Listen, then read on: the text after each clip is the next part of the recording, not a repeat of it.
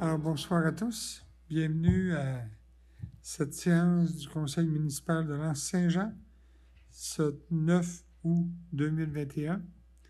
Alors, c'est ce soir, en tout cas, une première depuis plusieurs mois. C'est rafraîchissant de voir qu'on a un public. Alors, une proposition pour l'ouverture de la séance, proposée par Mme Chloé Bonnette, appuyée par M. Richard Perron. Lecture et adoption de l'ordre du jour, M. le directeur général. Oui. Alors, au point 1, ouverture de la séance. Point 2, lecture et adoption de l'ordre du jour. Point 3, lecture et adoption des procès-verbaux. 3.1, dispense de lecture et adoption du procès-verbal de la régulière du 5 juillet 2021. Au point 4, lecture et adoption des comptes du mois. Donc, à 4.1, acceptation des comptes paiement direct de juillet. 5, renouvellement des petites caisses, on n'en a aucune. 6, correspondance, on n'en a pas. À 7, administration. 7.1, Fédération des villages relais du Québec, congrès annuel 2021. 7.2, approbation des honoraires additionnels concernant le mandat d'assistance de Mallette. 7.3, vente terrain lot 6 145 683 rue de la Providence, Mme Guylaine Lavoie et M. Pierre Danis. 7.4, dépôt du procès-verbal de correction pour la résolution 119-2021. 7.5, dépôt du certificat relatif à la procédure d'enregistrement pour le règlement 21-385 décrétant des dépenses en immobilisation et un emprunt de 150 000. Au point 8, les travaux publics. 8.1, offre de services professionnels de la compagnie Anglo pour la caractérisation environnementale du site phase 2 pour le projet du prolongement d'aqueduc et sanitaire secteur Mont-Édouard.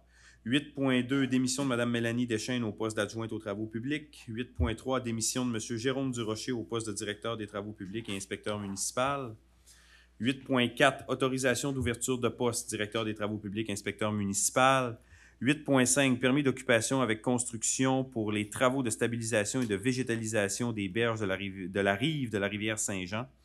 8.6, demande de branchement au réseau d'aqueduc secteur Mont-Édouard, Mme Monique Duchesne. 8.7, demande de branchement au réseau d'aqueduc et d'égouts de la municipalité pour le futur projet situé sur le lot 6 144 945. Au point 9, urbanisme. 9.1, demande de permis de construction 30 rue Elmina Lavoie, M. Simon Albert Martel.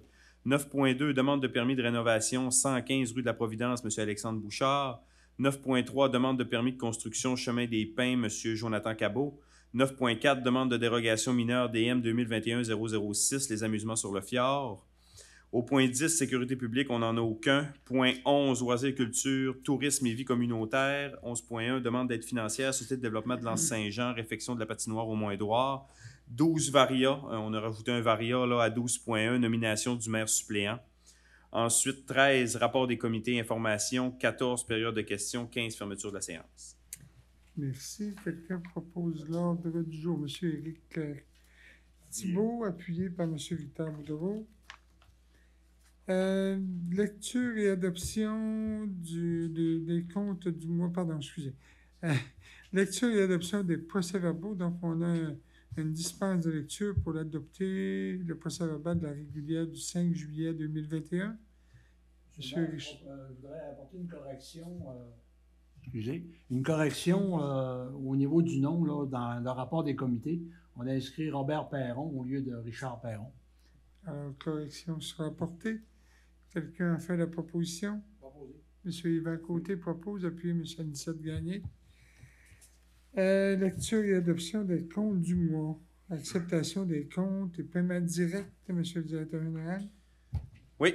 Alors, acceptation, paiement direct. Dans les paiements directs, on a un montant de 31 268,39. Dans le fond, 1250,55 pour l'essence diesel pour les camions. Et pétrole ARL, 30 017,84. C'est majoritairement l'essence pour le quai municipal.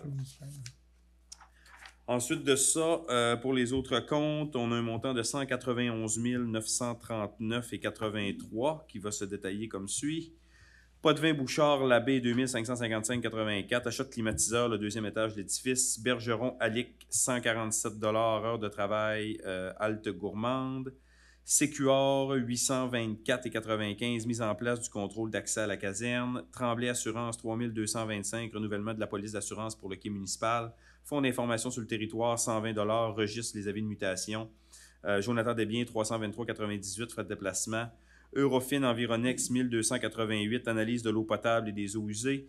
Amiro 99 et 89, achat de produits alimentaires. Éric Côté, sable et gravier 11 755 et 24, l'entretien des chemins, là, le gradeur, plus l'allocation des conteneurs. La ferme d'en haut de l'Anse-Saint-Jean 116, on parle d'aménagement paysager. Fondation Développement du Bas-Saguenay, 4 000 50 de subvention pour les travaux de la piste cyclable. Régent Fortin, 286 et 29, frais de déplacement. Bureautique FTI, 2599 et 87, matériel de bureau. Groupe GEOS, 20 500, études géotechniques, la piste cyclable, là, l'endroit là, où est-ce qu'on a de l'érosion, là, dont on veut faire les travaux au mois de septembre. Jacqueline Lavoie, entrepreneur général, 8048 et 25, bétonnage, la petite école là, et trottoir au niveau de la rue du Coin. Manon au Bas-Saguenay, 4725, infographie Halte Gourmande qui est municipale. Bernard Larouche, 252 et 5, frais de déplacement. Lauréat Gagné, 1661 et 11, foulée conteneur, entretien équipement de voirie. Mallette, 21 851, les honoraires professionnels la fin d'année. Coopérative nationale d'information, 373 et 67, publication des avis publics. Godreau aussi Simard, 436 et 91, honoraires professionnels le mois d'août. Les produits sanitaires Lépine, 1134 et 98, achat de produits d'entretien d'hiver. Maxum, gestion d'actifs, 6990 et 48, analyse pour la rivière Saint-Jean. MRC du Fjord du Saguenay, 19 555 et 28, code-part, téléphonie IP. Municipalité de Rivière-Éternité, 62 et 24, partage de ressources. Groupe Conseil Novo SST Inc., 441 et 72, ajustement des frais de gestion, fonds de défense. Nutrinor, division quincaillerie, 102 et 92, achat de matériel, entretien, là, les haltes et parcs. Produits BCM, 4582-92, achat de matériel, aqueduc et égouts. Provo, sans façon, société d'évaluateurs, 281 et 69, honoraires professionnels. Régie intermunicipale de sécurité incendie, 61 776 et 64, le paiement de la troisième quote-part annuelle. Centre de rénovation au Mordouer, 148 et 89, achat de matériaux divers, là, édifice municipal et le quai. Service de sauveteur, 2402 et 41, donc service de sauveteur là, pour la piscine au Mont-Édouard notamment. Signalisation Lévis, 6698 et 90, signalisation quai municipal. SPI, Santé, Sécurité, 1042 et 36, achat d'un détecteur au gaz. Toilette mobile, 459 et 91, location de toilette, la piscine au Mont-Édouard. Transport Bouchard, 719 et 69, des frais de transport, livraison. Laurier-Tremblay, 348 et 75, des frais de déplacement, donc ça totalise 191, 939 et 83. Alors, est-ce que vous avez des questions? Oui? Moi, je suis prêt à faire la proposition. Toutefois, qui est Alec Bergeron qui a travaillé à la halte gourmande? Est-ce qu'on a une information sur ce sujet-là?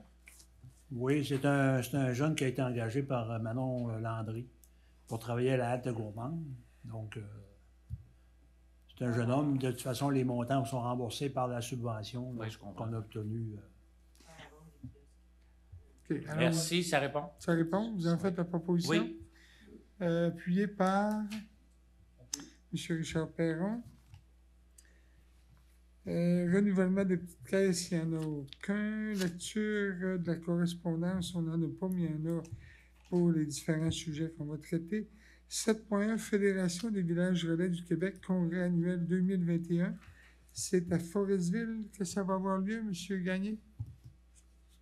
Tout à fait, oui. Oui.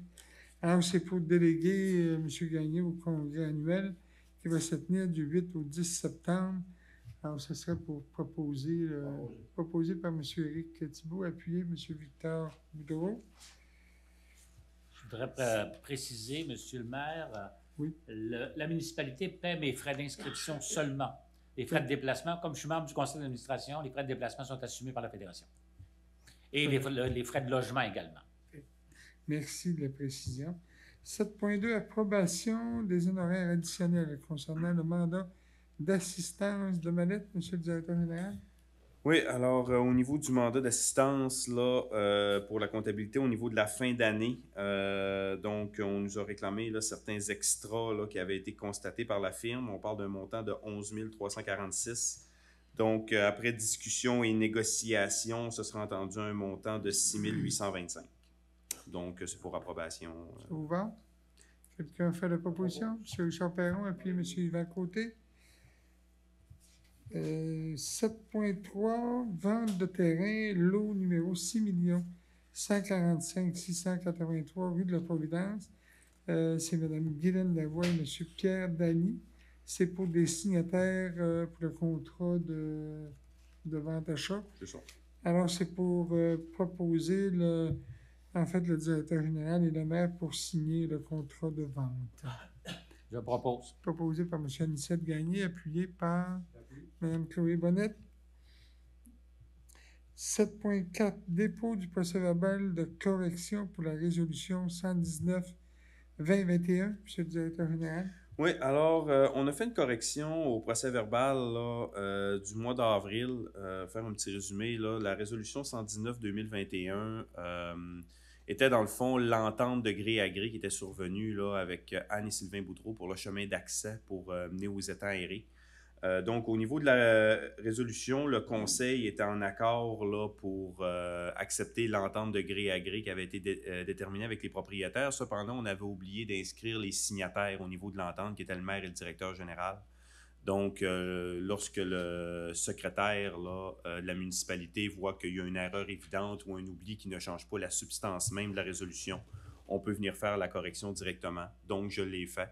Je viens rendre rapport là, que dans le fond, j'ai rajouté les signataires, là, moi et M. le maire, au niveau de l'entente. Ça va? Oui. Proposé M. Richard Perron, appuyé M. Victor Boudreau. En fait, c'est un dépôt. C'est un dépôt? Oui. OK. Excusez-moi. C'est ça. 7.5, dépôt du certificat relatif à la procédure d'enregistrement pour le règlement 21-385, décrétant des dépenses en immobilisation et un emprunt de 150 000 $, c'est également un dépôt. Oui, c'est ça. Donc, c'est l'emprunt là, parapluie là, qu'on a passé là, quelques mois. Donc, il y avait donc une demande de scrutin référendaire là, si les gens voulaient s'opposer au règlement d'emprunt parapluie. Donc, on n'a pas eu là, de signature à cet effet-là. OK. 8, travaux publics. 8.1, offre de services professionnels de la compagnie Englobe pour la caractérisation environnementale de site phase 2 pour le projet du prolongement d'aqueduc et sanitaire secteur Mont-Édouard. Monsieur le directeur général. Oui, alors c'est une proposition d'Englobe. Dans le fond, on est en train de travailler un projet là, pour régler toute la problématique d'assainissement des eaux au Mont-Édouard. Donc, on a déjà fait une première phase d'études environnementales pour regarder les différents secteurs qui étaient à risque. Donc, la firme a identifié là, certains secteurs, là, le stationnement aussi là, aux environs du garage là, au niveau de la station de ski. Donc, il y a certains secteurs là, dans lesquels ils recommandent de faire une phase 2 là, pour s'assurer là, que tout est conforme.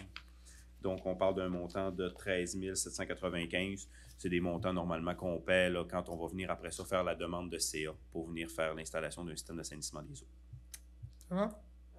Proposé Mme Chloé Bonnette, appuyé M. Yvan Côté.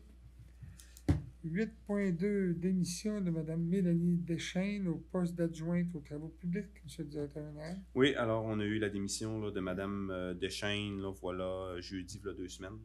Donc, c'est simplement là, venir confirmer la démission de ce côté-là.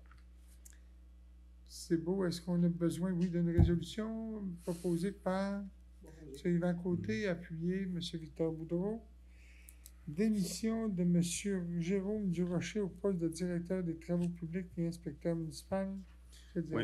Alors, c'est la même chose aux côtés du directeur des travaux publics. Juste faire une petite précision, là, c'est simplement un hasard là, qu'on a 2 démissions au niveau du même département. Là, c'est pour des raisons qui sont totalement différentes.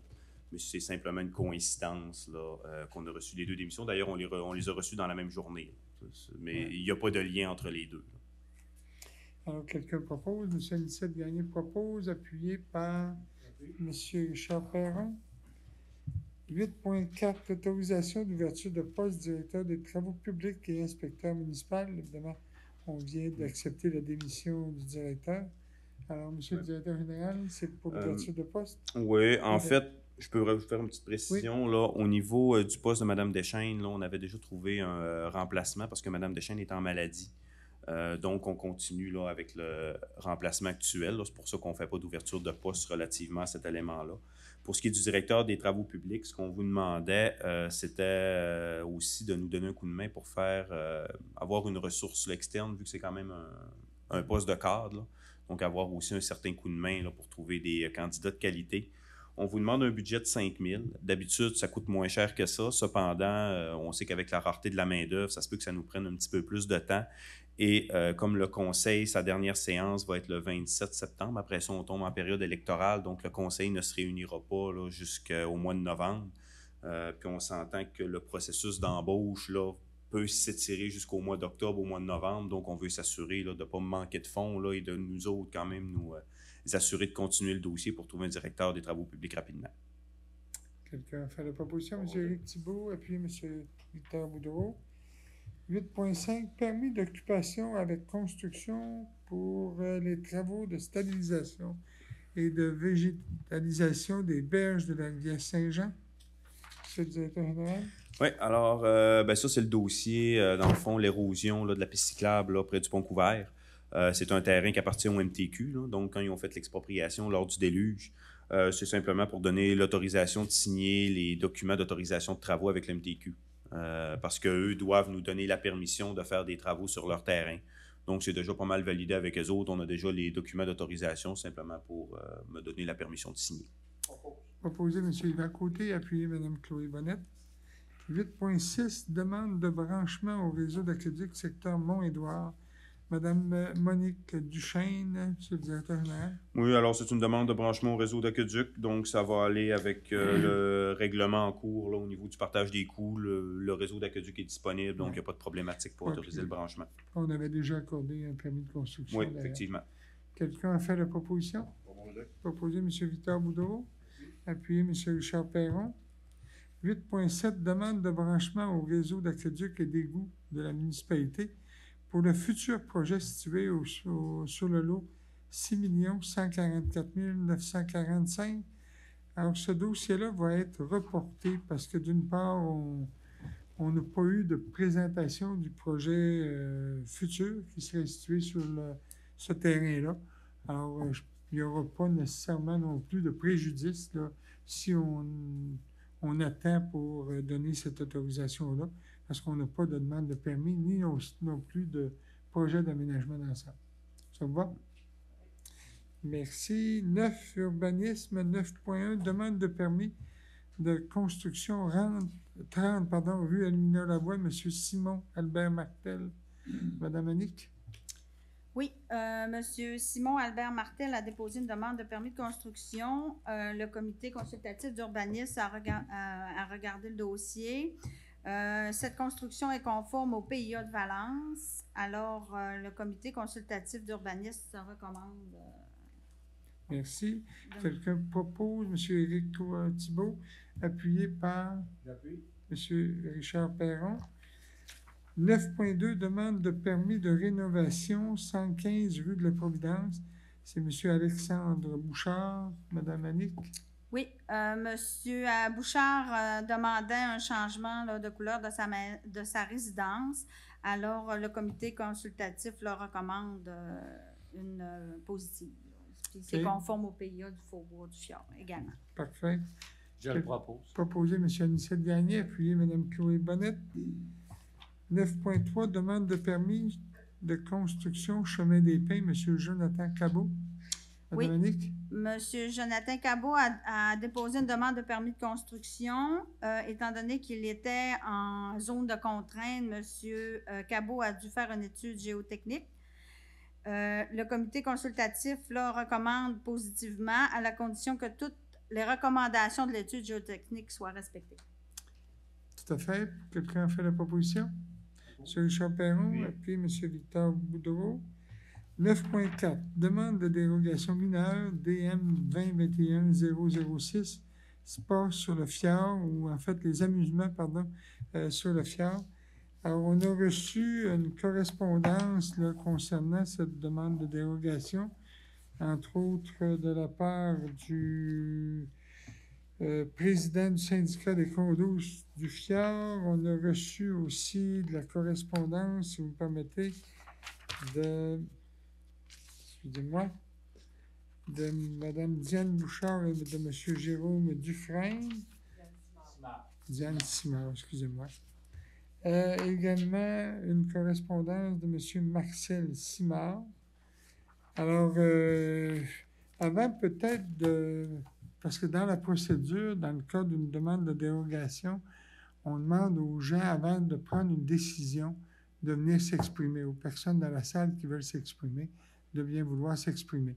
Avant ça, je vais demander au directeur général de nous présenter juste le projet, un peu où on en est présentement. Parce que ce soir, on a à prendre une décision concernant une dérogation mineure qui est demandée par les promoteurs. On va commencer par le document de la SARPANIC.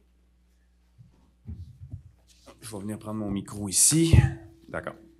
Donc, dans un premier temps, donc dans le fond, nous, on a demandé aux promoteurs, parce qu'il y a 2 éléments là, plus particuliers à respecter qui vont passer au conseil. Donc, on a le respect du PIA avec le respect de l'aspect patrimonial. Donc, cet élément-là va être considéré si on se rend jusqu'au permis de construction. Mais on sait là, qu'on avait eu quelques commentaires. Là, on avait vu dans le journal là, certaines photos du bâtiment là, qui ne sonnaient pas nécessairement patrimonial. Donc, on avait demandé là, aux promoteurs là, de consulter la SARP pour avoir des recommandations. Donc, c'est pour vous montrer un peu là, les différentes recommandations de la SARP, là, quel type de bâtiment là, est-ce qu'on est en train de parler. Donc, vous voyez un peu là, qu'il y a eu quelques changements qui ont été effectués. Si on déroule un peu, on va dans les autres pages. On voit là, qu'on garde quand même là, la terrasse avec la piscine. Puis on voit là, après ça là, que c'est comme une espèce de faux pignon là, qu'il y a en avant là, pour venir garder là, l'aspect là, au niveau là, de la rue principale. Et après ça, si on descend, c'est ça, là, après ça, là, ils font certaines recommandations là, au niveau... quand on arrive là, pour faire une revégétalisation là, qui va peut-être rehausser le cachet au niveau du secteur. Donc ça, c'était simplement pour faire une comparaison avec ce qui avait paru dans le journal là, de c'est quel type de projet visuel on est en train de parler actuellement. Maintenant, si on s'en va avec ce qu'on est en train de parler ce soir, donc c'est la dérogation mineure.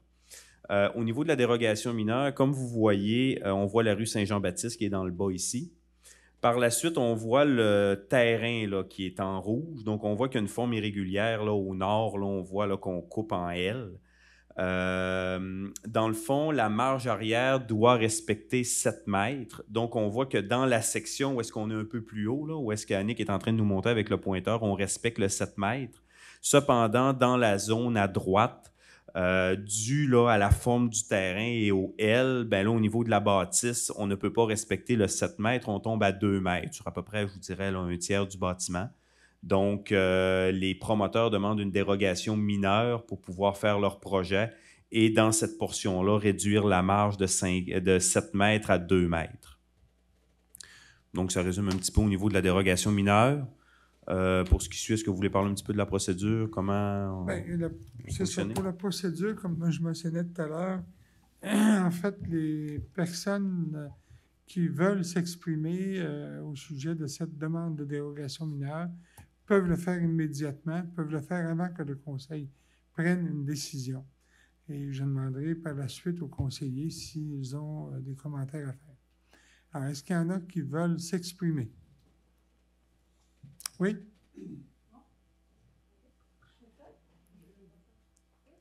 Alors, vous devez vous nommer et dire quel organisme vous représentez ou vous représentez qui? Alors, bonsoir. Mon nom est Chantal Lapierre. Bonsoir à tout le monde. Je veux dire aussi bonsoir aux citoyens. Je suis copropriétaire d'un chalet au Gîte du Fjord et ce soir, je représente les membres du syndicat des condos du Fjord, soit les 8 copropriétaires des 10 petits chalets fort populaires qui sont tout près du quai et adjacents au projet pour lequel la dérogation mineure fait l'objet ce soir. Je ne prendrai pas trop votre temps ce soir parce que vous avez déjà tous reçu une lettre très bien détaillée de la part de notre président, M. Guyaz. Mais au nom de mes précieux voisins, je suis ici pour vous dire que nous ne sommes aucunement contre le projet, mais nous nous opposons unanimement à la dérogation mineure dont il est question ce soir. La lettre décrit très bien tous les motifs de notre opposition. Moi, je suis ici un petit peu pour vous faire part de la couleur du groupe, mais je suis accompagnée de M. Marc-André Martin qui pourrait répondre à vos questions peut-être plus techniques. Je nous compare un petit mini-wheat. Je suis côté givré émotive et Marc-André est le petit côté naturel et technique. Par sa formation aussi, Marc-André, je dois dire qu'il est ingénieur civil aussi de formation, alors il y aura certains petits points à pouvoir vous décrire par la suite. Alors, sachez, Monsieur le maire et les chers conseillères et conseillers, que nous sommes très préoccupés par la conservation du patrimoine de l'Anse-Saint-Jean. Plusieurs copropriétaires sont de la région et les autres ont eu un réel coup de cœur pour l'endroit et tiennent à le protéger, bien sûr. Nous avons tous choisi ce petit coin de paradis pour sa tranquillité, ses paysages majestueux et pour décrocher du quotidien. Alors, comme tous nos petits chalets sont loués à court terme, nous contribuons bien sûr activement au rayonnement économique et touristique de la région.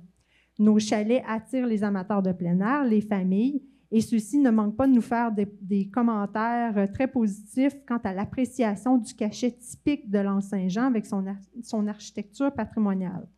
D'ailleurs, il est évident que vous avez tous mis beaucoup d'énergie à conserver l'allure historique de ce si beau village en respectant la conservation du patrimoine avec les nouveaux bâtiments. Voilà pourquoi l'Anse-Saint-Jean fait si bonne presse dans tous les médias. Alors, sachez, Monsieur le maire, chères conseillères et chers conseillers, que tous nos si gentils et accueillants citoyens, voisins et amis de l'Anse, que vous pouvez compter sur notre entière collaboration pour la présentation, pour la préservation de votre riche patrimoine. C'est une question de respect, ça va de soi. Comptez sur nous pour faire attention à vous, à votre environnement et au respect de vos règlements. De notre côté, nous comptons sur vous pour prendre les meilleures décisions quant au projet de M. Jean-Sébastien Monette. Au risque de me répéter, nous sommes contre la demande de dérogation mineure déposée ici ce soir. Et je terminerai en vous invitant personnellement à venir prendre l'apéro sur ma terrasse au chalet, parce que vous allez constater à quel point elle est meilleure devant ce beau paysage-là qui est à couper le souffle, avec des gens de cœur, avec des gens respectueux de la nature et de l'environnement. Alors, au nom de mes 8 copropriétaires et voisins, je vous remercie de nous donner cette place-là pour pouvoir donner notre opinion. Puis, nous comptons sur votre expérience et puis sur vos bons jugements pour prendre les meilleures décisions qui soient ce soir. Merci beaucoup.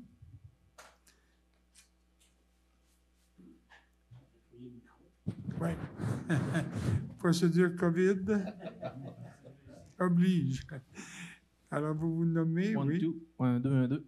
Bonjour, je m'appelle Marc-André Martin. Je suis propriétaire, en fait, du petit chalet qu'on voit en arrière sur le fond d'écran. Je suis voisin de Chantal Lapierre aussi. Donc, comme elle a si bien dit, nous, on participe au rayonnement économique de la région, puis on a vraiment eu un coup de cœur. On le fait rayonner partout d'où ce qu'on vient dans notre petit coin de patelin, partout en province. On ne vient pas tous de la région ici. Moi, je viens de la région de Lévis. Et j'ai vraiment eu un coup de cœur. Je suis récemment propriétaire, ça fait à peu près depuis juin.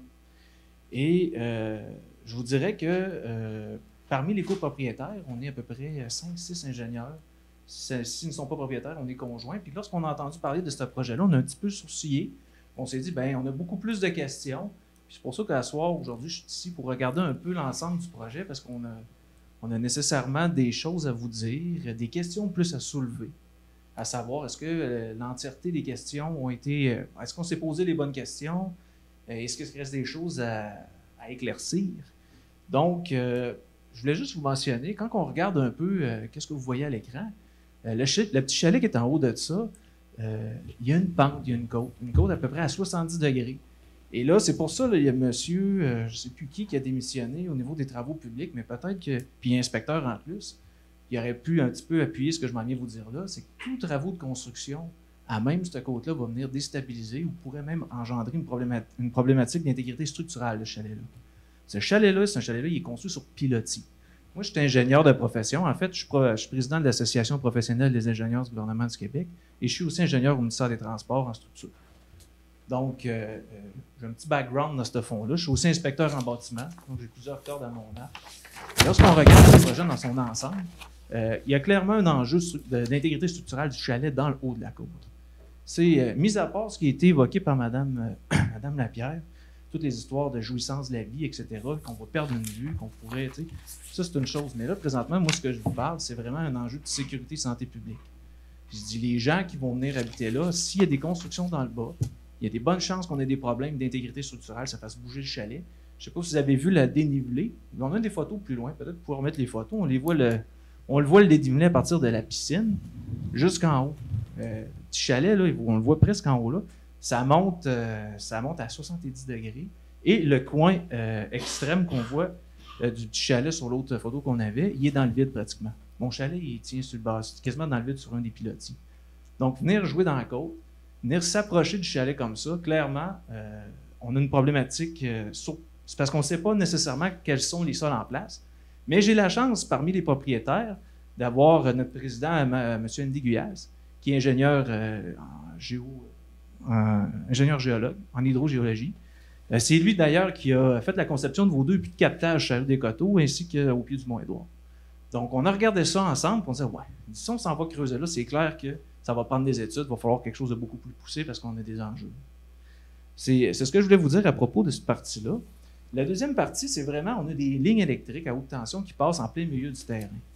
Ça, pour nous, ça nous inquiète à l'effet que ce n'est pas juste une haute tension simple, c'est un triple.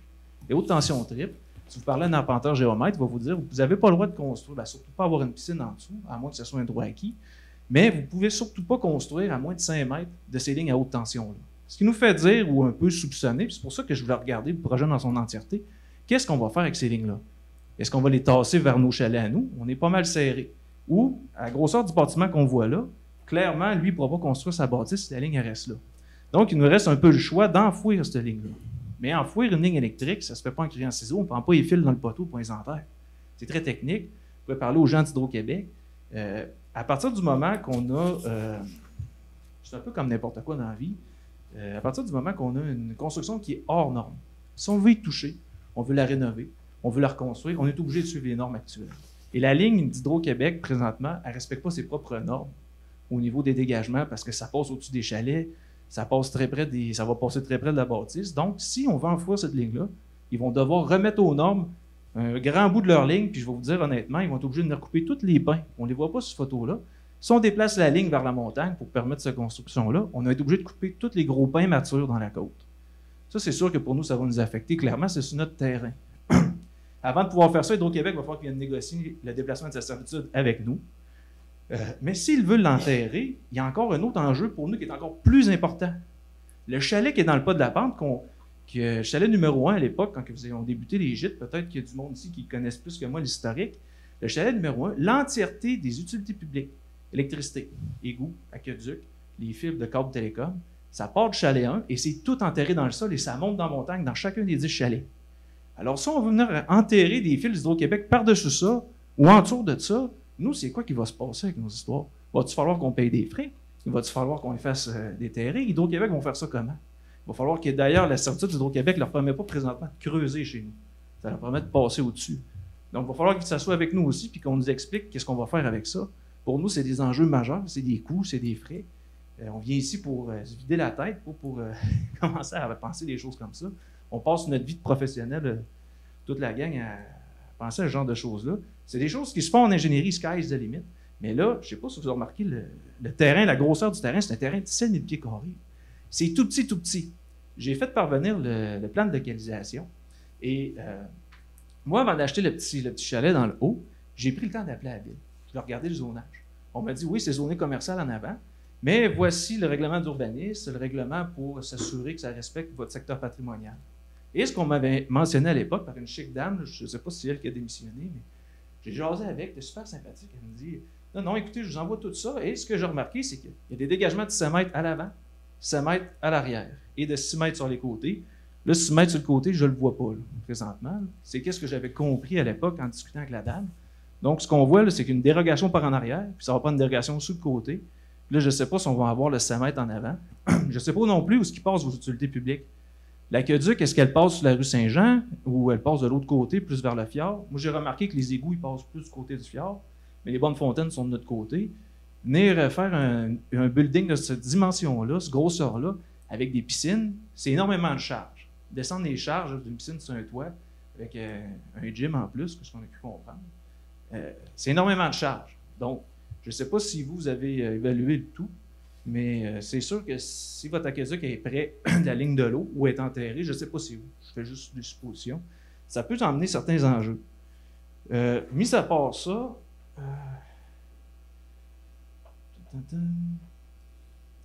là, c'est parce qu'on voit sommairement le parking, je ne sais pas où est-ce que les gens vont se stationner. Est-ce que vous pouvez remettre un peu le projet de où est-ce que les gens vont se stationner? On veut juste savoir, parce que là, on se ramasse avec une grosse bâtisse, je ne vois pas de stationnement nulle part. c'est une méchante bonne question, là, le stationnement, puis la revégétalisation en avant, parce qu'on est dans le début d'une courbe. On est dans le début d'une courbe, donc il va y avoir des enjeux de déneigement. Je ne sais pas si les gens qui travaillent en travaux publics chez vous vous ont parlé de déneigement, de ce qui va arriver avec un building comme ça, aussi proche de la route. C'est d'autres enjeux, ça, qu'il faut se questionner. Puis nous, on a une entrée qui est directe sur le coin-là. On se disait, il y a un lampadaire, parce que c'est pas pour rien qu'il y a un lampadaire. Lorsqu'on sort de l'entrée principale qui est là, on est dans une courbe majeure qui mène vers le quai. Et cette courbe-là fait en sorte que, je ne dirais pas que c'est dangereux, mais on est obligé d'avancer le nez de notre auto jusque dans la rue avant d'être capable de voir si quelqu'un s'en vient. C'est important de savoir, c'est un stationnement en avant, c'est un stationnement souterrain, comment vous allez faire ça? Puis en plus, il faut enfouir les fils. Je viens de vous parler du poteau de lampadaire. Le lampadaire est juste au coin de notre terrain. C'est-à-dire, si vous devez, vous, la ville, enfouir le fil pour aller rejoindre les fils enfouis d'Hydro-Québec, ça veut dire que vous venez arracher tout notre pavage au complet, toute notre entrée jusqu'au fil. C'est ça qui était dans les plans, puis que vous souhaitez le faire, puis nous remettre du beau pavage neuf. Bon, on va en discuter. Mais pour l'instant, il y a beaucoup d'enjeux qu'il faut réfléchir, qu'il faut regarder. Comment ça va être fait? Nous autres, on ne s'est jamais fait présenter le projet. C'est la première fois à soir, à part ce qu'on a vu dans les journaux, qu'on se fait présenter un peu plus en détail qu'est-ce qui s'en vient. Mais là, en regardant le plan qu'on voit là, clairement, ça prendrait un arpenteur géomètre qui repasse là-dessus pour s'assurer que ça respecte au complet tout ce qui se doit être respecté au Québec, c'est-à-dire pour les fils électriques, les dégagements latéral et dégagement derrière. Mais je vous dis tout de suite, si on s'en va faire un building aussi gros que ça, aussi proche d'une côte, qui est à peu près à pic comme ça monte comme en face d'un singe, si vous me permettez l'expression, je vous garantis il pourrait y avoir des problèmes. Déjà qu'on voit qu'il y a des petits éboulements dans la côte, c'est toute la végétation qui retient tout ça. C'est vraiment, là, ça tient là depuis des années, puis d'après moi, c'est grâce aux pins matures qui sont tous un peu partout dans la côte, qui fort probablement vont disparaître pendant la construction du projet. Donc, ceci étant dit, nous, cordialement, on veut participer, on veut être mis au courant, mais clairement, on veut que ça soit fait dans le respect des règles. Lorsqu'on a acheté, les gens viennent chez nous, savez-vous, c'est quoi les commentaires qu'ils nous laissent sur votre village? On décroche pour vrai. La vue, c'est imprenable. La nature, la tranquillité. Là, pour nous, là, présentement, les 10 derrière, là, tous ces commentaires-là, là, on voit ce qui s'en vient. Pour nous, ça ne risque de plus de se passer comme ça. C'est un peu ça l'enjeu derrière aussi. Tu sais, la jouissance du site. On va se ramasser avec des piscines, de ce que je comprends, sur le toit, à la hauteur de tous les chalets. Les chalets vont perdre leur vue, vont perdre leur tranquillité. C'est des choses que pour nous, on n'est pas contre le développement. Si le monsieur Monette il veut faire son projet, il veut faire un bâtisse commercial là, mais so be it. Mais qui respecte au moins les règlements qui sont déjà en place. Ça commence bizarre, un projet avec des dérogations, alors qu'on n'entend pas beaucoup parler de ce qui va se passer avec les utilités publiques, Hydro-Québec. Puis on voit à moitié, c'est creusé dans la montagne. Fait que c'est ça qu'on voulait vous amener. On veut travailler avec vous, on veut surtout être informé. On va aller de l'avant, ça ne nous dérange pas. Nous, on utilise aussi la piscine qui est là présentement.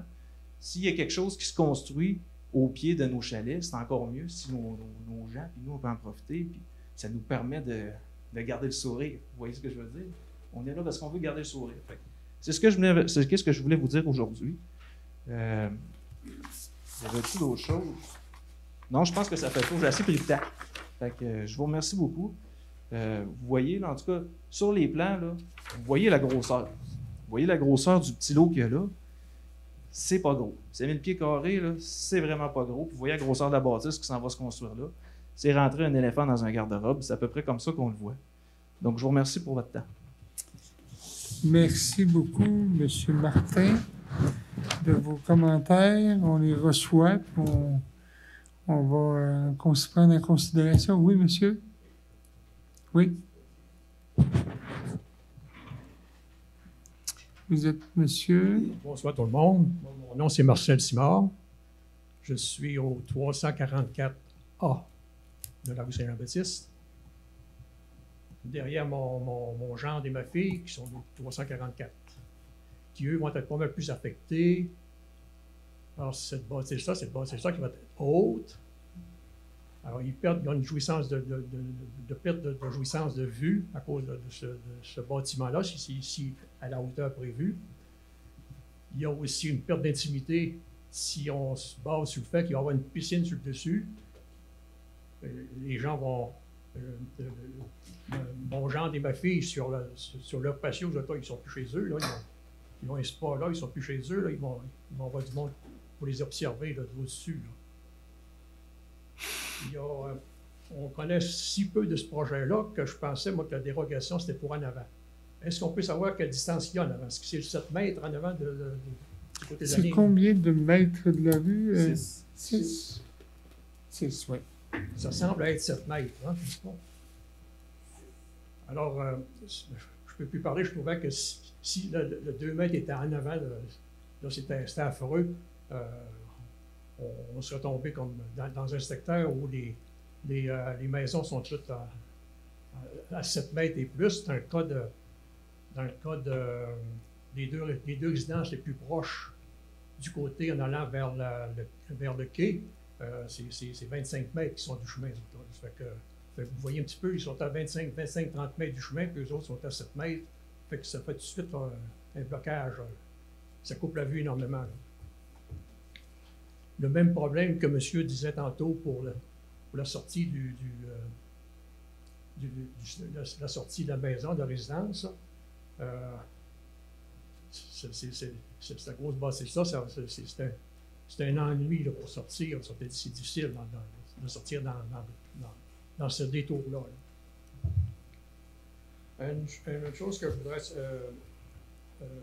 ressortir, j'ai cru entendre parler que dans le projet, le stationnement, il serait en arrière où est-ce qu'il y a le garage, là où est le garage.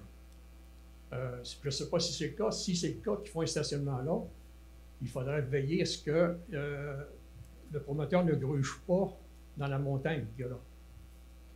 On sait qu'il y a déjà eu du glissement de terrain dans ce coin-là. Alors, c'est important qu'il n'y ait pas d'arbres de couper dans cette montagne-là, puis que personne ne gruge dans cette montagne-là. Il y a déjà du glissement, on le voit avec les années, on le voit un petit peu par les arbres qui sont penchés.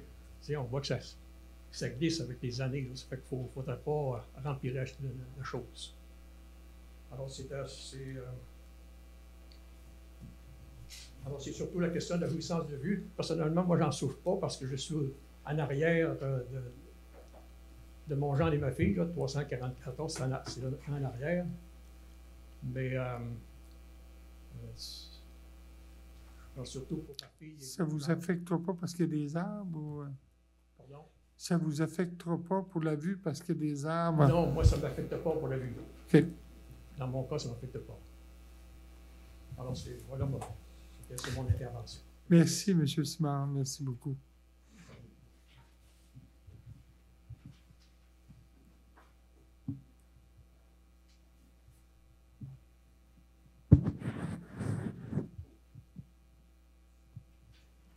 Allô? C'est beau? Oui. Dans le fond, moi, je Est-ce que tu peux enlever ton oui, masque au moins pour parler? Excuse-moi.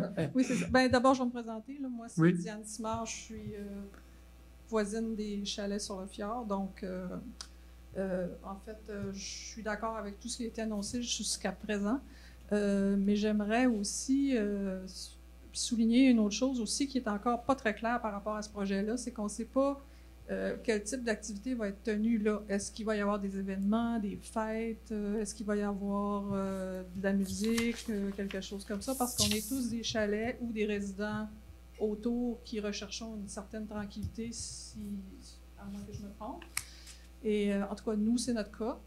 Et ça, bien évidemment, comme la piscine serait sur le toit et surélevée, ça pourrait amener quand même pas mal de tapage, puis ça pourrait devenir vraiment un problème, je pense, pour les gens autour.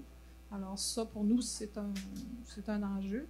Puis aussi, le fait que ce bâtiment-là va quand même amener plus de gens, effectivement, dans le voisinage. Et en ce moment même, on le voit d'ailleurs présentement, là, le stationnement dans la rue, c'est devenu assez problématique là, au niveau de plus ça va, plus ça s'avance sur la rue Saint-Jean-Baptiste. Présentement, on est déjà rendu, là, quand on se stationne à partir du quai, on arrive déjà devant les gîtes en ce moment, là, les chalets sur le fjord. Fait que moi, je pense que ça va probablement peut-être empirer là, l'achalandage de stationnement. Puis effectivement, au niveau de sortir des entrées, pour nous, c'est assez compliqué parce qu'on a très peu de visibilité. Puis il faut vraiment s'avancer dans le milieu de la rue, alors c'est assez compliqué au niveau de la sortie des entrées. Fait que c'était les derniers points que je voulais amener là-dessus. Merci, Mme Simard. Merci beaucoup. Vous avez déjà passé de... Est-ce que vous avez quelque chose d'ajouter ou vous pouvez vous représenter au micro, mais...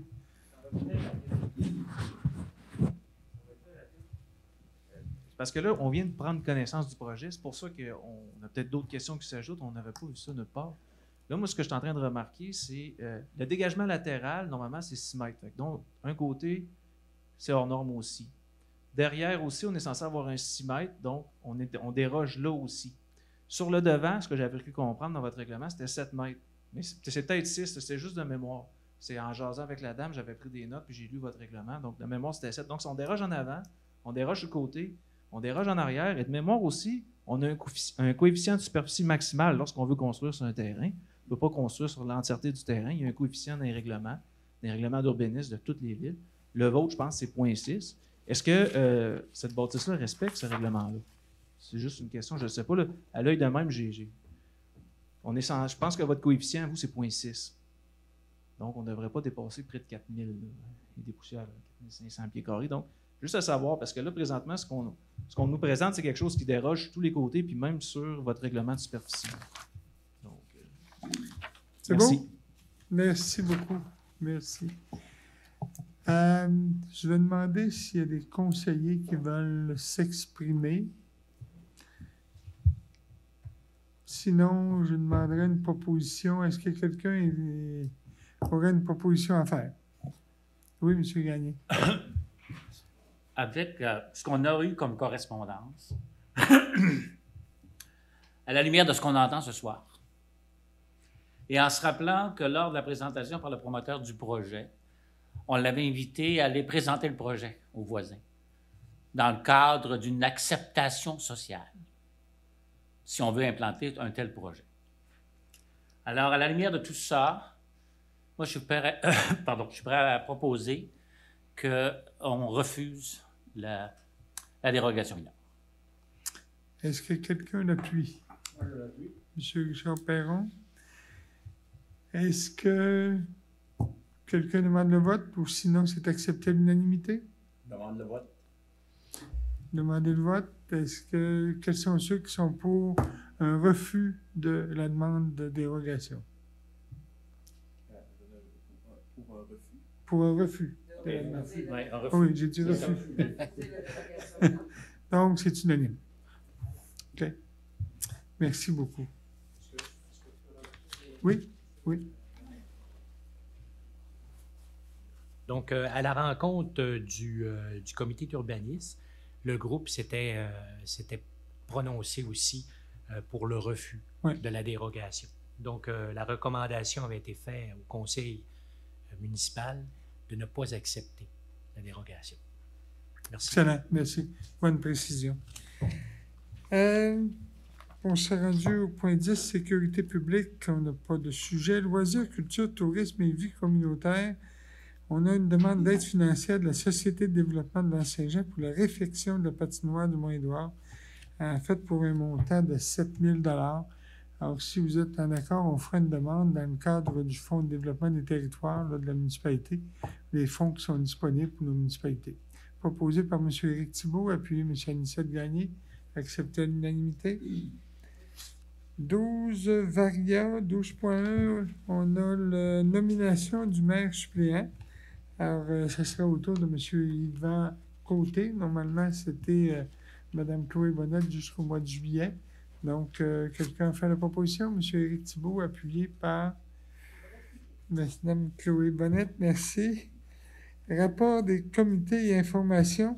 Alors, je commencerai par ma droite. M. Anicette, est-ce que vous avez quelque chose à mentionner? Ouvre ton... Est-ce que ton micro? On a oublié tout ça. Avant, c'était la main, maintenant, c'est le micro. C'est le microphone. Alors, dire un mot de l'achalandage au camping de Lens. C'est vraiment hors de l'ordinaire. Chaque jour, il y a, disons, un certain nombre d'unités qui sortent. À titre d'exemple, Sylvia me dit il en sort 28, mais il en rentre 32. Alors, on pensait, alors il y a du débordement, bien sûr. Ça déborde sur le stationnement en face du terrain de camping. Et il y a des soirs qu'il y a 10 unités sur ce site de débordement. Les gens peuvent aller s'installer là, moyennant 10 $, parce qu'ils ont accès aux services qui sont offerts sur le terrain, comme par exemple les toilettes, les douches et également la piscine. Hein? Alors, on pensait que ça allait diminuer après les vacances de la construction, mais ça se maintient toujours. Toujours plein, toujours complet. Puis il y a des soirs qui ont de la misère à trouver de la place. Ils n'ont plus d'espace à nulle part. Alors, on les envoie soit au Mont-Édouard. Ils vérifient avec le camping 4 chemins, mais c'est plein aussi. Alors, c'est vraiment heureux pour nous. Hein? Ce sont des gens qui voyagent au Québec. Ce sont des Québécois qui découvrent notre coin de paradis et qui veulent rester plus longtemps, mais il n'y a plus de place. Ouais. Alors, bravo pour nous. Bravo pour le camping de Lens. C'est notre camping municipal. On peut en être fiers. Je pense qu'il faut mentionner que Lens-Saint-Jean est une municipalité à vocation touristique quand même importante cet été. Il y a beaucoup de monde dans le village. Puis évidemment, je pense que tout le monde en profite là, en premier temps. Les commerces, les restaurants, les épiceries. On en est bien fiers. Puis je pense que moi, en tout cas, je regarde puis j'observe et j'ai pas vu de débordement ou du moins de situation moins agréable. En tout cas, ça se passe quand même de façon relativement calme et sereine. Vous me permettrez de dire qu'on fonctionne à l'accueil avec un employé en moins. Alors, ça a été difficile de faire l'horaire pour tout l'été, y compris les fins de semaine. Alors, moi, je voudrais profiter de l'occasion pour dire merci aux employés, parce qu'ils travaillent très fort. Ils font un bel accueil, ils reçoivent beaucoup de compliments, mais des fois, ils reçoivent des commentaires qui sont irrespectueux, même violents. Alors, toute l'équipe sur le terrain fait un excellent travail, et je les remercie. Merci, M. Gagné. C'est noté. Merci. Madame Bonnette, vous voulez nous parler d'exposition au presbytère? C'est la dernière semaine? Je vais vous parler de culture, parce que notre village est un village touristique, mais nous avons également des citoyens. Et la culture est là et elle est de retour pour eux, évidemment pour nos visiteurs également, mais d'abord et avant tout pour animer notre village après cette période de pandémie qui nous a un peu assommé tout le monde. Alors, effectivement, c'est la dernière semaine pour aller visiter l'exposition sur la pêche blanche au presbytère, au Centre culturel du presbytère de Lens-Saint-Jean. Donc, l'exposition qui a attiré déjà 250 personnes, qui sera disponible, en fait, jusqu'à vendredi. Donc, elle est ouverte du mardi au vendredi, de 11h à 16h tous les jours. Et il y aura un 5 à 7 de vernissage de Manon Landry, jeudi. Donc, on aura une extension des heures de visite lors de ce 5 à 7-là. Donc, c'est vraiment une très belle exposition, honnêtement. Belle réussite. D'ailleurs, je tiens à féliciter tout le comité du presbytère pour l'organisation, tout ça. Et un merci spécial à Maude Vien qui a tenu le phare, pour ne pas dire le presbytère, pendant tout l'été. Donc, merci à Maude. Également, nous avons eu, là, dans toute la diversité qui s'annonce et qui a eu lieu, la Diva du désert, donc un spectacle en plein air d'opéra. 85 personnes y ont assisté sous les pommiers, donc une très, très belle réussite encore. Et je tiens à dire que plusieurs activités sont à venir au mois d'août et au mois de septembre, notamment un événement de l'Agir au Parc des Artistes à Rivière-Éternité le 21 août pour les enfants, spectacle, donc vraiment participer. Les Journées de la culture aussi s'en viennent. Le Festival de la Grande Ourse sera là aussi au mois d'août. Donc, beaucoup d'activités s'en viennent. Consultez votre entre-nous. Tout va être indiqué, les informations là-dedans, là, mais on va faire un clin d'œil à la culture là, pour cette fin d'été qui s'annonce assez chaude et assez belle. Merci. Voilà. Merci beaucoup. Merci infiniment. Effectivement, je pense qu'on est une municipalité innovante un peu de ce côté-là. Et je vous avais parlé du patrimoine. On est une municipalité où on a le plus beau, je dirais le plus beau, c'est Chauvin, là, mais on a le plus nombreux patrimoine bâti et visuel, je dirais, de la région. Donc, on se distingue très bien de ce côté-là. Merci. Yvan, M. Yvan Côté, vous voulez nous parler de Piscilab? Ouais, je vais vous parler un peu de la piste cyclable.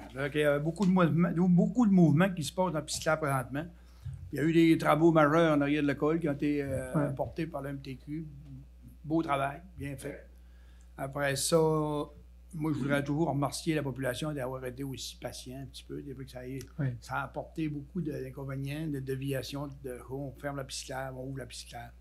Après ça, ce bout-là, il est terminé en partie. Un petit peu plus bas, ben, il va y avoir d'autres travaux qui vont avoir lieu sur le pont. Il appelle ça le pont M. Achille, là, 160 pieds de long, des travaux majeurs qui vont... Là, on attend après le bois. C'est tout le temps le bois qui est le problème. Mais là, ce bout-là, on va trouver de former à piste cyclable. On va trouver de la contourner, mais la voie de contournement est pas mal plus longue. Les travaux vont être assez longs. Ça va prendre une couple de semaines, d'après moi. D'accord, là, on va vous aviser. On a 2 ponts en fait dans ce coin-là aussi. On en a un qui sort dans la rue du coin, dans la rue Saint-Jean-Baptiste, pas loin de là. Il va être à refaire aussi. Là, on est rendu aussi au village. On a refait un la semaine passée. Là, je ne sais pas s'il y en a qui connaissent la piste cyclable. Ils appellent ça le temps de castor, on appelle. Là. On a refait un pont là, 50 pieds de long. On a commencé un autre un matin ici. Là, lui, il a 110 pieds de long. On fait des gros ponts. Tu veux dire? On fait un gros pont, mais on a une belle équipe. Et ça va quand même assez bien. On a une belle équipe de bénévoles. Oui, c'est des bénévoles. En partie, on en paye. On paye un peu. Oui, on paye un peu parce que les bénévoles font des gros travaux de main. C'est assez compliqué. Après ça, on a une belle coopération. On est encore en contact avec la municipalité. On attend. Après ça, Bernard fait un bon travail. Après ça, on a toujours les travaux aussi que le monde attend tout le temps. Les débouleries qu'on a ici, pas loin du pont couvert. Mais ça suit son cours. Il est censé avoir une rencontre avec le MTQ, des tests de ça. On attend de parler tantôt qui vont se faire. Mais les dates limites pour faire les travaux sont courtes. On a jusqu'au 15 septembre avec la truite de mer commence à frayer, puis la truite de mer commence à monter. Fait que tantôt, mec, les hoquets arrivent, ça va bédaler un peu. Ça, c'est ça qui est pour la piste cyclable. Je vais vous parler un peu de la ZIC. ZIC, ben, on avait un nouveau poste d'accueil qui n'est pas ouvert encore parce que l'Hydro n'a pas venu nous collecter encore. On n'a pas... ils sont censés venir cette semaine. Mais c'est pas trop grave, l'autre est encore opérationnel. Après ça, on a finalisé aussi des travaux. On a eu des subventions. On fait on parle qu'il y a beaucoup de monde dans le village, là, mais il y a beaucoup de monde dans le bois aussi. Il y a beaucoup de temps, il y a beaucoup de monde partout. Et puis on a fait 5 plateformes pour le camping sauvage, là, avec des petites bacosses à chaque côté. Là, puis là, ça pointe. C'est quand même intéressant de voir ça. La mer est forte. Hein? La mer est forte. C'est intéressant. On a aussi choisi nos places un peu sur le bord des lacs, là, des beaux petits points de vue. Là. C'est ça qui est pour les travaux de la ZIC. Mais on va vous tenir au courant aussi avec leur poste d'accueil qui va ouvrir pour de bon. Je ne sais pas si ça va être cette année. Si ce n'est pas cette année, ça va être l'année prochaine. C'est beau. C'est beau. Merci beaucoup, M. Côté. M. Victor. J'imagine que vous allez nous parler de la vitesse. La vitesse à l'Saint-Jean. On dirait plus on en parle, plus le monde va vite. C'est pas pour ça. Mais c'est pas pour ça qu'on en parle. Le monde va extrêmement vite. C'est presque décourageant. Quand tu vois... Ça passe en devant de chez nous, moi, je me dis, ça passe à 80-90 km/h. Ça n'a aucun bon sens. Il va falloir mettre des bollards à partir du coin de la route jusqu'au quai. Mais je me dis, c'est vrai que ça n'a aucun sens. C'est une place touristique, puis le monde va de la misère à sortir de chez nous parce que le monde, ça passe vite. Personne qui a des enfants, je ne peux pas imaginer, moi, qui se promènent le long du chemin. Puis en plus, il y a beaucoup de cyclistes à cette heure qui passent sur la rue Saint-Jean-Baptiste. Puis avec les nouveaux vélos qui ont électriques, là, qui se promènent un peu partout, là, c'est pour vous dire que c'est extrêmement dangereux.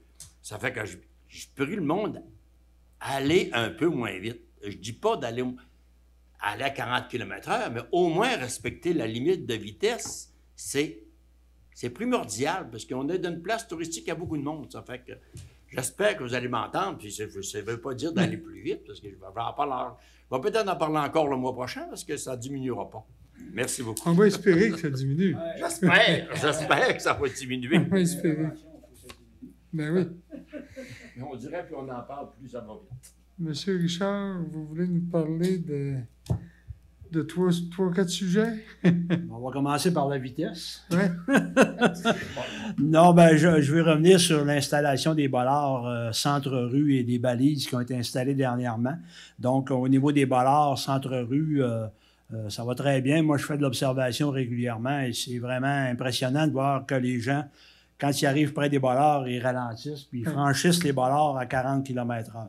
Mais après les bollards, c'est encore 40 km/h. Donc, des fois, il y a des gens qui ont tendance, après avoir passé le bollard, d'accélérer. Donc, c'est pour rappeler en même temps qu'à partir de l'église, aller jusqu'au quai, la limite de vitesse, c'est 40 km/h. Donc, il y a 4 bollards, plus les affiches habituelles qui nous rappellent d'aller à 40 km/h. Concernant les balises, on a eu beaucoup de commentaires là, sur Facebook là, par rapport aux balises qui ont été installées en avant des maisons, des résidences. Donc, je voudrais quand même là, donner l'explication là, que ces balises-là sont installées à une distance de 6,5 mètres. Donc, un stationnement pour une voiture, habituellement, c'est 5,5 mètres. Donc, si vous voyez des gens qui hésitent à se stationner, bien, il n'y a aucun problème. Les gens peuvent se stationner quand même. Voit à l'occasion. Entre les balises? Entre les balises, là, ça rentre très bien. On se stationne entre une balise et ça sort très bien par après. Donc, si vous voyez des gens qui hésitent, bien, n'hésitez pas à leur dire qu'ils peuvent se stationner. J'ai remarqué, là, puis les gens ont remarqué que certaines journées, les gens se stationnent. Certaines journées, il y en a qui ne se stationnent pas. Donc, si vous voyez des gens qui hésitent, bien, il n'y a aucun problème à se stationner. Et en fait, ça a été fait pour éviter les gros véhicules, les gros motorisés, les gros VR, les pick-up avec les grosses remorques. Donc, c'est pour éviter, là, justement, de cacher la vue là, des citoyens. Mais pour les balises, il n'y a aucun problème à se stationner entre les balises et à ressortir.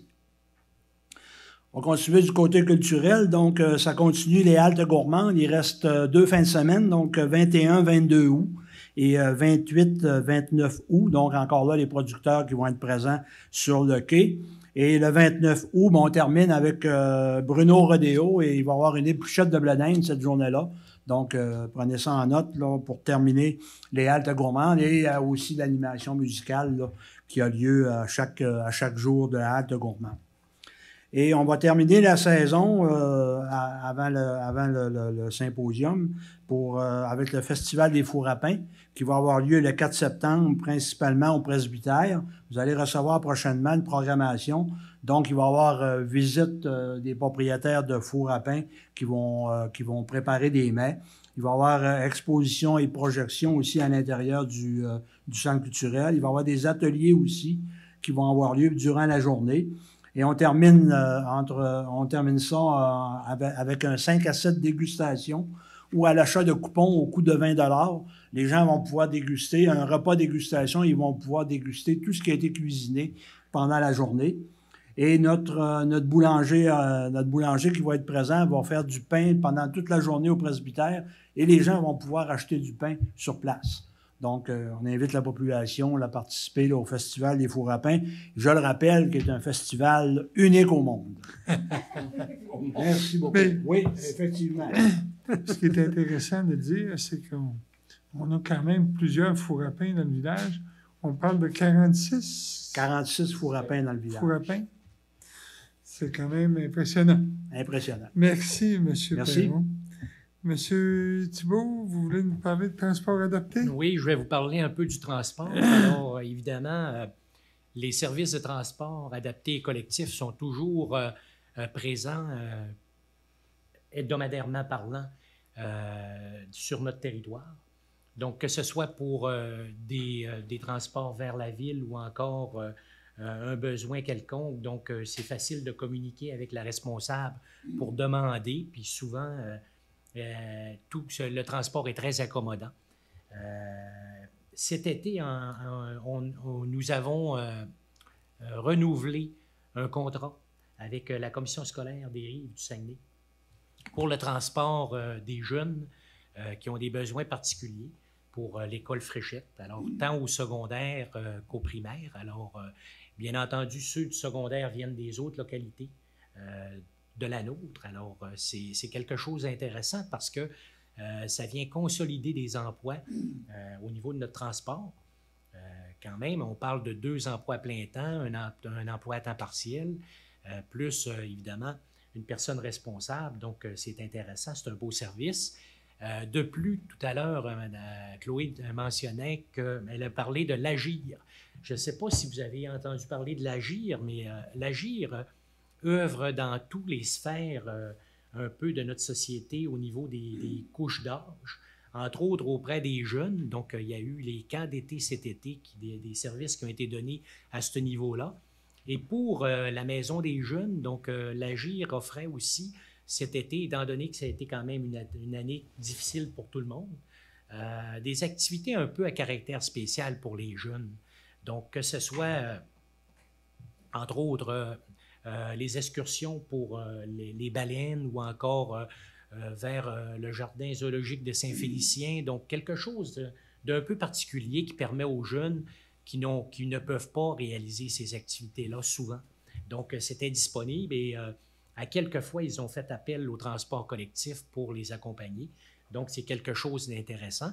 Et vers l'avenir, évidemment, donc, il y a des projets qui ont été lancés. On regarde aussi avec l'environnement pour peut-être acquérir un véhicule de transport électrique qui serait peut-être innovant pour notre secteur. Donc, c'est des beaux projets en perspective. Si vous me permettez, je vais parler aussi un peu de la rivière. Donc, tout à l'heure, Yvan parlait du retour bientôt de la truite de mer, de la pêche à la truite de mer. Évidemment, donc, la rivière, vous savez, c'est un attrait touristique important pour notre village. Par contre, notre rivière, il n'y a pas beaucoup d'eau dedans, puis c'est pas la seule rivière au Québec, je pense, qui manque d'eau. On entend parler des changements climatiques. Donc, oui, il y a des saumons, il y a des poissons, il y a une barrière de comptage. On en voit, la température est chaude, ils vont souvent se localiser à la sortie de certains ruisseaux pour être mieux oxygénés. Les pêcheurs sont au rendez-vous, bien entendu. Il y a des secteurs qui sont un petit peu plus difficiles d'accès. On parle de la chute, mais vous savez qu'il y avait eu quand même un éboulis. Il y a eu un tracé qui existait, qui a été refait, mais ce n'est pas accessible à tout le monde. Donc, oui, il y a une partie du touriste qui vient nous visiter pour la pêche. Et c'est quand même intéressant. Je vais avoir des données plus précises bientôt. Donc, on est censé avoir une rencontre demain avec le comité. Donc, c'est un peu ça dont je voulais parler. Mais si vous me permettez, on a quand même parlé de culture, puis on oubliait aussi qu'on va avoir notre spectacle avec le Festival de la Grande Ourse. La Grande Ourse, oui. Donc, vous allez en parler, oui, allez-y. Excusez-moi, vous pouvez y aller, je vais vous laisser. Merci. OK, merci. Bon, puisque vous avez lancé l'idée, effectivement, je voulais mentionner que notre festival annuel, excepté que l'an passé, évidemment, en raison de la COVID, on est obligé de l'annuler. Alors, cette année, le Festival de la Grande Ourse va avoir lieu le 27 et le 28 août, sur le site toujours, là, en face du camping. J'ai les noms des artistes. Je sais que le 28, c'est Marc Dupré. Et le 27, c'est Irvine Blais. Ah oui? Ah bon? Et le 28, c'est Sarah Dufour et Irvine Blais, OK. Excusez-moi, là, parce que j'avais eu l'information que c'était l'invite. Mais en fait, les billets sont en vente actuellement à l'Anse-Saint-Jean, là, dans les 2 épiceries. Alors que c'est possible de vous en procurer là. Ou encore sur le réseau Réservatec, là, c'est également disponible. Alors, je veux vous dire aussi, vous rassurer que les mesures sanitaires vont être respectées parce qu'il y a des mesures très, disons, strictes prévues pour les spectacles en plein air. Alors, toutes les mesures vont être prises pour justement respecter ces mesures-là qui sont déjà annoncées. Je veux vous mentionner aussi que vous avez vu sur le stationnement de la municipalité qu'on a reçu notre véhicule électrique.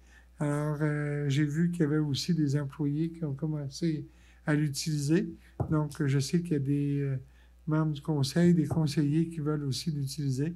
Alors, c'est pour donner quand même à la population l'idée que les véhicules électriques, c'est là pour le futur rapproché, parce qu'on voit qu'il y a beaucoup actuellement de gens là, qui se procurent de plus en plus ce genre de véhicules-là. Et comme municipalité, on voulait quand même montrer l'intérêt ou la volonté de vouloir aller dans ce sens-là, en fait, qui va aussi dans le sens de réduire notre tu sais, l'impression, pas l'impression, mais l'empreinte écologique, effectivement. Merci. J'avais-tu d'autres choses? Non, c'est beau. Est-ce que vous pouvez ajouter que la voiture électrique a été subventionnée par la MRC? Oui, tout à fait. Tout à fait. En fait, ça nous a coûté rien, je pense, ou ça va nous coûter peut-être quelques dollars, mais très peu. Pas grand-chose. On devrait avoir une petite balance là, pour la borne électrique qu'on va mettre en place à l'édifice municipal, là, mais au niveau là, du prix d'achat du véhicule, on arrive kiff-kiff. OK, merci. Dernier point que je voulais mentionner, c'est les travaux du ministère des Transports sur la 170. Cette semaine, aujourd'hui, je pense, débutait les travaux d'asphaltage vers Petit-Saguenay. Ça devrait se faire dans le courant du mois d'août. Et il va y avoir une portion aussi de la route 170 entre Rivière-Éternité et Lens-Saint-Jean, particulièrement entre le kilomètre 75 et 73 point quelque chose. Alors, il va y avoir également du resurfaçage qui va se faire, et ça devrait se faire dans le courant du mois de septembre. Voilà pour les informations, M. le directeur général. Vous avez quelque chose? Oui, il y avait un petit point là, que j'ai oublié de mentionner là, au niveau du rapport des comités. Je voulais faire le petit point sur le glissement de terrain sur le chemin Saint-Thomas. Oui. Parce que là, je m'attends à ce qu'on ait quelques questions par rapport à ça. Il y a eu un glissement de terrain là, à l'automne passé là, au niveau du chemin Saint-Thomas. Là, actuellement, la municipalité avait mandaté la firme Angla pour venir faire une analyse là, de c'est quoi les types d'interventions qu'on devrait faire. Le dossier a ensuite été transmis au ministère de la Sécurité publique vers le mois de mars 2021 à peu près. Le ministère de la Sécurité publique fait affaire avec le MTQ là, dans ce type de dossier-là, vu que ça touche à une route là, pour avoir leur expertise et regarder quel type d'intervention est-ce qu'on devrait faire. Malheureusement, on sait qu'avec la COVID, là, on a un ralentissement un petit peu partout. On a quand même essayé de mettre un maximum de pression. On a eu la réponse du MSP, donc ministère de la Sécurité publique, aux alentours du début juin 2021, là, milieu juin. Donc, nous, on a envoyé les recommandations en globe. Eux, de leur côté, ont encore quelques tests là, à venir ajouter là, pour venir répondre aux exigences là, que l'MTQ a données au ministère de la Sécurité publique. Donc là, on s'attend là, à avoir les modifications dans Globe là, d'ici la fin de la semaine, là, selon ce que j'ai discuté avec eux. Ensuite, on renvoie ça au ministère de la Sécurité publique pour valider là, avec l'MTQ là, que tout est correct pour pouvoir ensuite là, pouvoir faire les travaux. On met quand même un petit peu de pression de ce côté-là parce que, comme vous avez pu le constater, au niveau du pont couvert, le MTQ a baissé la charge portante du pont. On est tombé à 3 tonnes. Donc là, ça fait en sorte que les autobus scolaires ne peuvent plus passer sur le pont couvert. Donc, ils doivent maintenant passer sur le chemin Saint-Thomas où est-ce qu'on a eu glissement de terrain. Donc, on travaille à sensibiliser le ministère de la Sécurité publique là, avant la rentrée des classes. Il faudrait quand même là, avoir quelque chose en main là, pour pouvoir faire des interventions. Parce que probablement là, qu'on va devoir demander, ou on va parler avec la commission scolaire, là, mais il va probablement falloir trouver une façon, peut-être les parents vont devoir aller porter leurs enfants à tel endroit là, pour éviter quand même que qu'il y ait un danger au niveau des autobus scolaires. Donc, on continue là, de faire le suivi du dossier, on continue de mettre de la pression, simplement pour informer un peu les gens là, où est-ce qu'on en est actuellement. Là, on n'a pas oublié le dossier, c'est toujours en cours. Merci, très bonne précision. On serait rendu au point 14. Est-ce qu'il y a des questions du public? Oui?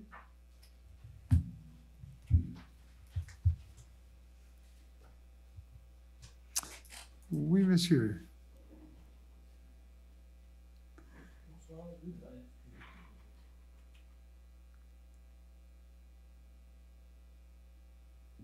Bonsoir, Louis Tremblay, rue Édouard Moreau.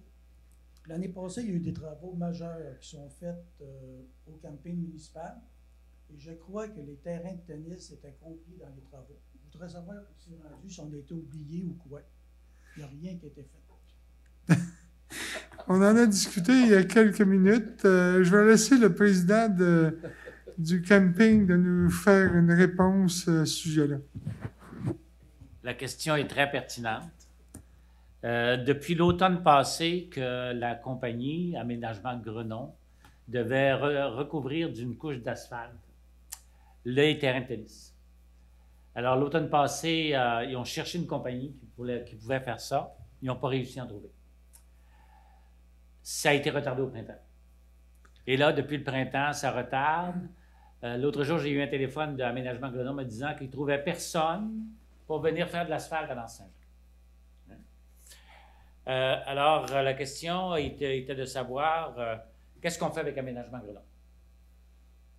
Alors là, probablement qu'on va mettre fin au contrat, puis on va faire affaire avec... on va faire ça en régie. On va faire affaire avec d'autres compagnies qui vont accepter de venir à Lens-Saint-Jean faire de l'asphalte, parce que c'est payant faire de l'asphalte. Hein? Alors, c'est là qu'on en est. Et malheureusement, tout le monde se pose la question.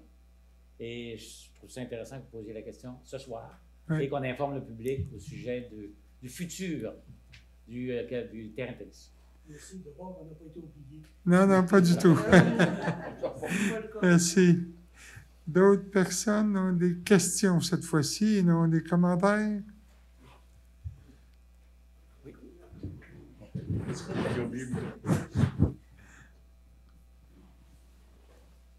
Bon, d'abord, je voudrais remercier le Conseil d'avoir écouté les citoyens et puis d'avoir rejeté la dérogation. On vous remercie beaucoup. J'ai une petite question, je pense que c'est pour M. Thibault. Pour l'observation du saumon à la chute, là je comprends qu'actuellement, on ne peut pas y aller, il y a eu un éboulement, là. Est-ce que ça va c'est condamné ou ça va être réparé, puis on va pouvoir éventuellement y retourner? Bien, éventuellement, au niveau de la paroi, au niveau de la sécurité, c'est pas possible d'avoir accès directement à cet endroit-là ou à la traverse. Vous pouvez aller à la chute, mais demeurer de ce côté ici, là, de la rivière. Donc, mais pour traverser sur le petit trottoir qui existait déjà, puis aller emprunter le pont qui va jusqu'au chalet du gardien, c'est pas possible de le faire. Sinon, ben, l'accès est quand même possible pour la passerelle via un vieux chemin qui était déjà fait, un petit sentier aménagé dans le boisé. C'est un sentier qui est quand même plus difficile un peu. Ça prend quelqu'un qui a une bonne mobilité pour être capable de se déplacer à ce niveau-là, puis c'est faisable. Ouais. Un sentier qui débouche sur 170. Non, de l'autre côté. Vous avez accès de l'autre côté de la rivière. Il faut emprunter, évidemment le chemin de l'autre côté pour aller vers... ouais. Okay, ouais. Merci. OK, je vous remercie. D'autres questions? S'il n'y a pas d'autres questions, est-ce qu'il y a des questions sur Internet? Non, pas d'autres questions. Bon, merci beaucoup. Je demanderai une proposition pour la fermeture de séance. M. Éric Thibault. Merci beaucoup aux gens dans la salle. C'était très agréable de votre participation. Alors, merci aux gens à la maison. À la prochaine réunion, j'aimerais mentionner que lundi prochain, il y aurait normalement une réunion extraordinaire pour la présentation des états financiers. C'est ça.